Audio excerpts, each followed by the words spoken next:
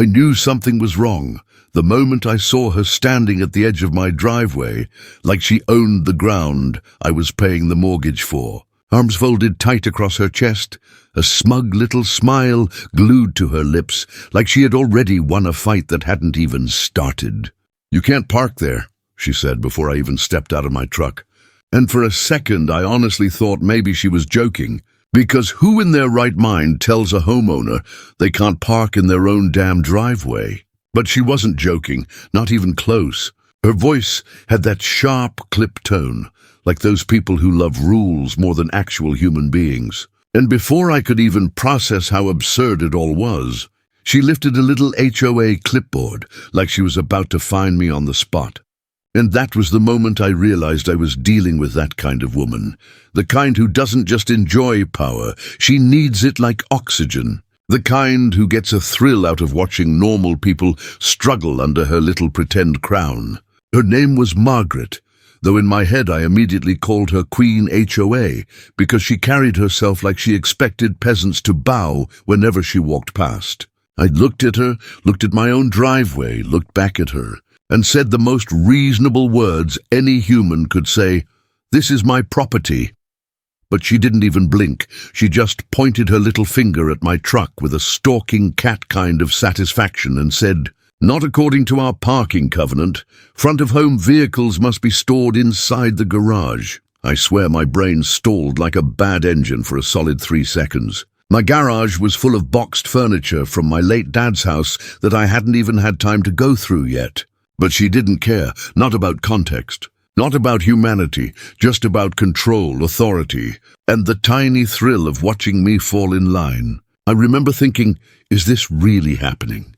But she kept talking, like she was reading from a script she'd been dying to perform for an audience. And with every smug word, I could feel something inside me tightening, like she had just stepped into my life uninvited and was already trying to rearrange the furniture of my dignity.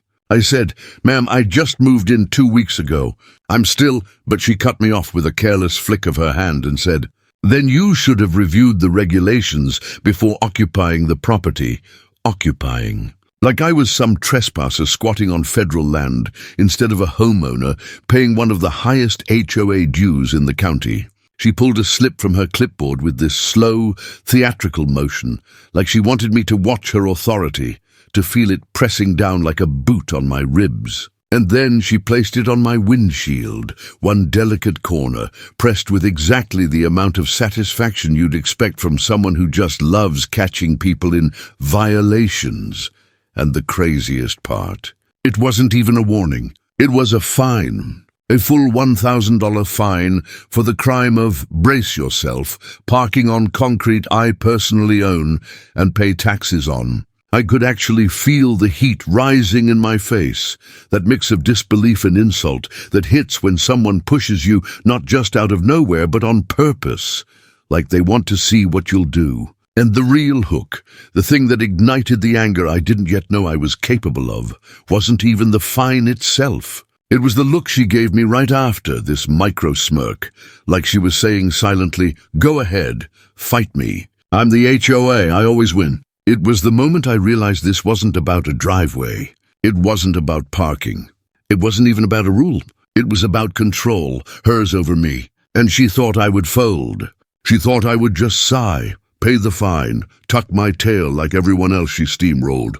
But she had no idea who she was dealing with. Because she didn't just hit me with a fine, she lit a fuse. And I swear I could practically hear that fuse hissing under my skin as she turned away like I was already defeated. She didn't ask, she didn't warn, she didn't even explain, just delivered the blow and walked off like she was dropping off dry cleaning. I stood there a moment longer than I realized, gripping my keys so tight my knuckles went white, trying to process how someone who had never paid a cent toward my mortgage thought she had a higher claim to my driveway than I did. And while I didn't say a word yet, something in that moment changed inside me, like a hinge in my patience snapped clean off. Because before this, I was the easygoing guy, the let's talk it out guy. But this was a violation of something deeper than a line in a rule book. This was someone reaching straight into my life with a fistful of authority and squeezing just to see if I'd break. And when I finally stepped inside my house and saw that bright yellow copy of the fine tucked under the wiper, like a scarlet letter of humiliation, I couldn't help replaying every second of that interaction, her tone, her smirk, her certitude. She saw me not as a neighbor, not as a homeowner, but as a target. The new guy, the unfamiliar one, the easy one to bully. And what got me the most wasn't just that she fined me, it was that she expected obedience. She genuinely believed I would crumble. And I'll be honest, there was a tiny flicker of disbelief still whispering in my head, like maybe this would blow over, maybe if I explained, maybe if she wasn't heartless we could settle it like normal humans. So the next day, I tried the reasonable adult approach. I walked down to the HOA office, just a small admin building near the clubhouse, and asked if I could talk to her in private. They paged her. She took her time coming out, like she wanted me to wait, to stew, to recognize her power on a psychological level first. And when she finally stepped into the doorway, she didn't say hello, just folded her arms and said, "Yes," like I was interrupting her personal celebration of ruining my day. I calmly explained my situation, the storage boxes from my dad's estate, the fact that I'd just moved in, the fact that I hadn't yet been given a compliance orientation packet. She let me finish, held eye contact for only a second and said, "Not an HOA issue." No sympathy, no conversation, no willingness to be a person instead of a punishment machine. So I tried again. "Look, I'm not trying to cause trouble. I just don't think parking in my own driveway should cost $1,000. And she cut me off again, repeating in this robotic monotone like she was reading from a teleprompter in hell. Per Covenant Code 4.3, a homeowner's driveway is not designated for personal mechanical storage. Mechanical storage. That's what she called my truck. The same vehicle I use to commute to my job, buy groceries, live actual life. It became crystal clear in that moment that she wasn't listening for resolution. She was listening for submission. That was her real fuel. And when I asked, "Are you seriously telling me I can't use the driveway that came with my house?" she said the sentence that locked this whole story into destiny. "The property is yours, but the land use rules are ours." That's when the fuse didn't just hiss, it hit open flame. Something about that sentence was like a knife to the chest, dressed in lawyer language. Your house is only yours, as long as we let it be. And that's where the story really began, because she didn't just fine me, she underestimated me. She assumed I would be like everyone else she pushed into quiet misery, too drained to fight. But she forgot something important. I didn't move into this neighborhood to be ruled. I moved here to build a life. And if she wanted a war over a driveway, she was about to learn what happens when she picks a fight with a man who refuses to be controlled. She thought I was just a new homeowner. What she was about to learn is that I was her last mistake. Because that night, when I sat at my kitchen table with the violation notice spread out like a challenge she thought I wouldn't pick up, I felt something shift in me, something sharper, colder, more focused than anger. It wasn't rage anymore. It was resolve. I opened my laptop, not to complain, not to vent, to learn. And the more I read about HOA abuse, the more I realized this wasn't some isolated act of petty enforcement. It was a pattern, hers, and people like her all across the country, weaponizing technicalities against homeowners who never expected to need a legal backbone just to exist peacefully in their own space. There were forums, legal threads, documented disputes, entire YouTube channels exposing HOAs, turning neighborhoods into mini dictatorships with smiling faces on the brochures and iron fists behind clipboards. And every story sounded just like mine. A homeowner, a harmless violation, a smug official who thinks rules exist to remind you that you are small and they are not. But what none of those victims had that I had was timing, documentation, and absolute clarity that I had nothing left to lose by standing up to her. This wasn't a fine anymore.